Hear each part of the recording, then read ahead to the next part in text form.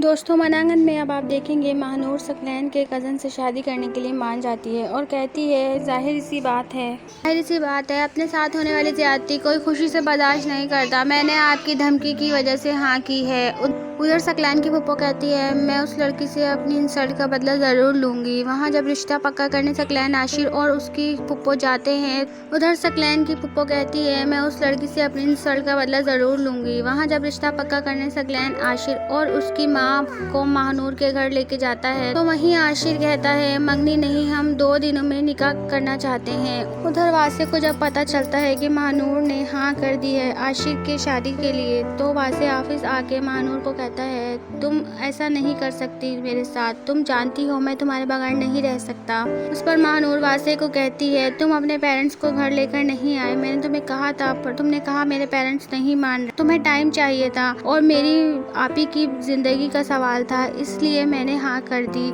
मेरे बहुत मजबूरी में हाँ करी है, अपनी खुशी से हाँ नहीं करी। तो दोस्तों आप सबको क्या लगता है क्या महानूर सकलैन की चाल में फंस जाएगी, क्या उसके कज़न से शादी कर लेगी? कमेंट्स करके हमें ज़रूर बताएं। अगर वीडियो अच्छी लगे तो वीडियो को लाइक करें, अगर चैनल पे नए हैं तो चैनल को सब्सक्राइब करना मत भूलिएगा, साथ ही बेल आइकन को भी प्रेस कर दीजिएगा ताकि हमारी हर नई आने वाली वीडियो का नोटिफिकेशन आप तक पहुँच सके। शुक्रिया।